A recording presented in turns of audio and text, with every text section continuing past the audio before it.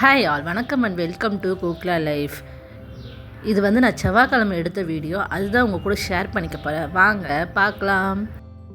அன்றைக்கி செவ்வாய்க்கிழமைன்றனால காலையிலேயே வந்து முருகருக்கு வெற்றிலை தீபம் போட்டுடலாம் அப்படின்னு சொல்லிட்டு காலையிலே வந்து நல்லா பக்தி மயமாக முருகனுக்கு வந்து வெற்றிலை தீபம் போட்டு முருகனோட ஆசீர்வாதத்தை வாங்கிட்டோம்.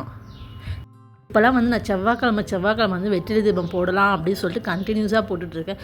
நம்ம ஏன் வந்து 6 வாரம் அதுமாதிரி கணக்கு வச்சு போனோம். நம்மளுக்கு வந்து ஒரு விஷயம் பிடிச்சிருக்குன்னா நம்ம கண்டினியூவாக பண்ணுறதுல ஒரு தப்புமே இல்லைல்ல.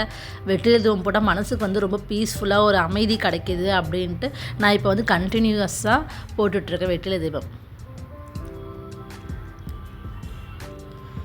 எனக்குமே வந்து ஒரு பாசிட்டிவாக இருக்குது. வெற்றிலை தீபம் போட்டால் தான் அன்றைக்கான டே வந்து எனக்கு ஒரு பாசிட்டிவாக இருக்குது.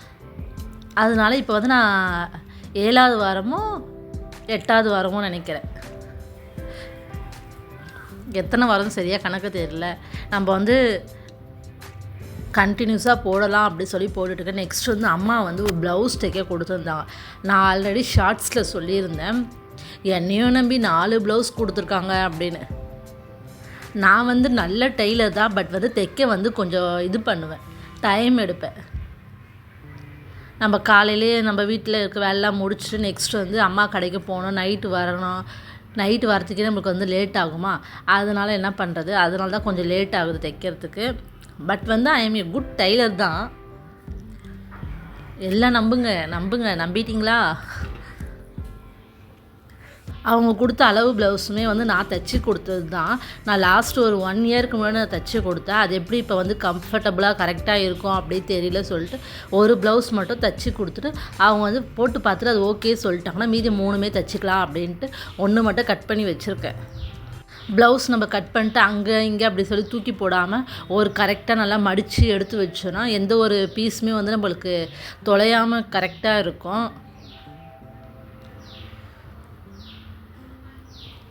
ப்ளவுஸ்லாம் கட் பண்ணி எடுத்து வச்சுட்டு நம்ம வந்து கடைக்கு வந்தாச்சு. கடைக்கு வந்துட்ட பிறகு வியாபாரம்லாம் முடிச்சுட்டு ஈவினிங் வந்து நம்ம வீட்டில் வந்து பொங்கல் செய்யலாம் அப்படி சொல்லிட்டு அதுதான் எல்லாம் ரெடி பண்ணிகிட்ருக்கேன்.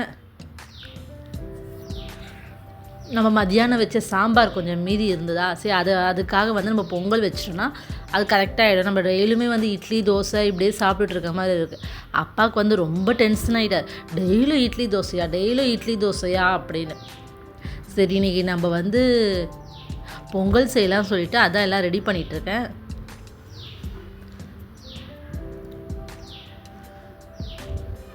கொஞ்சமாக எண்ணெய், மிளகு, சீரகம், இஞ்சி போட்டால் நமக்கு வந்து என்ன ஆகும்னா டைஜஷன் ஆகும். சில பேருக்கு வந்து வயிறு வந்து ஒத்துக்காமல் இருக்கும்ல பச்சரிசி சாப்பிட்றதுனால. அதனால் நம்ம வந்து இஞ்சி போட்டோன்னா அது ஸ்டொமக் ப்ராப்ளம் வராமல் நம்மளுக்கு கரெக்டாக இருக்கும். அதனால வந்து நம்ம இஞ்சி போட்டு நம்ம சமைக்கிறது.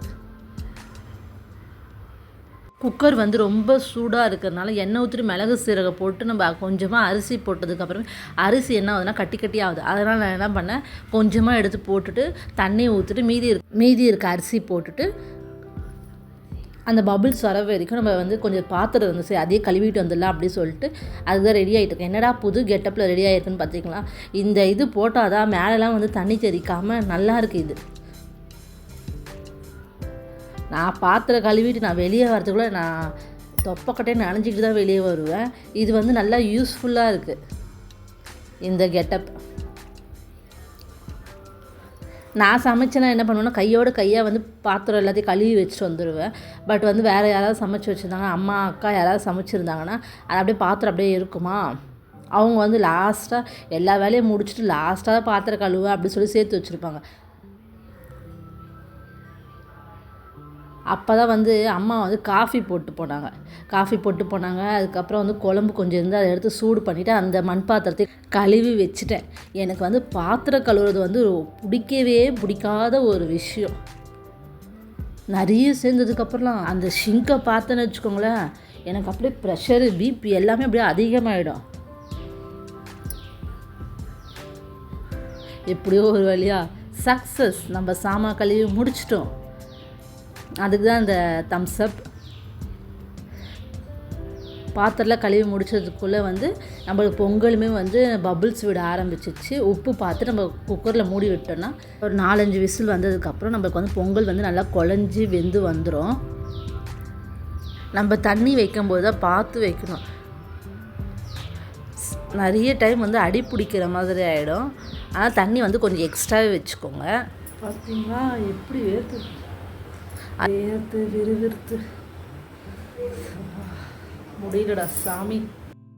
அதுக்குள்ளே வந்து பொங்கலுமே வந்து நம்மளுக்கு ரெடி ஆகிடுச்சு.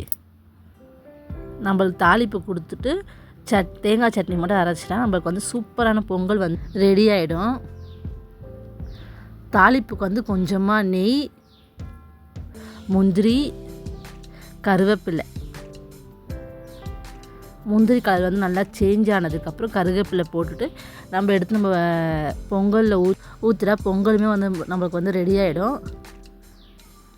ஆல்ரெடி நம்மக்கிட்ட சாம்பார் இருக்குல்ல, சரி கொஞ்சமாக வந்து தேங்காய் சட்னி மட்டும் அரைச்சிக்கலாம் சொல்லிட்டு தேங்காய் தான் கட் பண்ணி வச்சுருந்தேன். அப்பா அவங்க வரத்துக்கு வந்து நைட் ஆகும், ஒரு 11 மணி ஆகும். நம்ம வந்து சீக்கிரம் அரைச்சி வச்சுட்டா சட்னி கெட்டு போயிடும்ல, அதனால் அவங்க வந்ததுக்கப்புறம் அவங்க தேங்காய் சட்னி அரைச்சிக்கிட்டோம் சொல்லிட்டு தேங்காய் மட்டும் நம்ம பத்தை போட்டு எடுத்து வச்சாச்சு.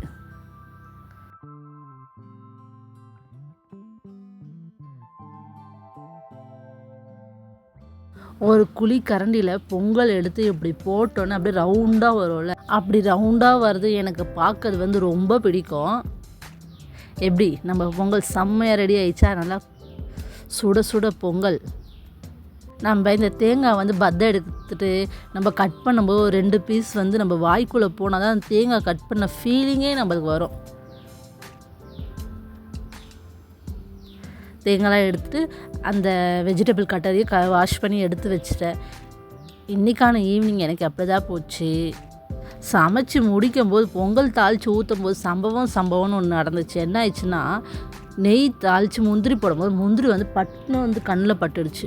ரொம்ப கஷ்டமாக போச்சு. என்னடா இது இப்படி அப்படின்னு. நம்ம சமைக்கிறோன்னா பல தடைகளை தாண்டி தான் நம்ம சமைக்கிறோம். ஓகே, லைக் பண்ணுங்கள், மறக்காமல் சப்ஸ்கிரைப் பண்ணுங்கள். சப்ஸ்கிரைப் பண்ணி பார்க்குறவங்க எல்லாருக்கும் ரொம்ப பெரிய தேங்க்ஸ். சப்ஸ்கிரைப் பண்ணாதவங்க சப்ஸ்கிரைப் பண்ணுங்கள். ஓகே, பாய், தேங்க்யூ.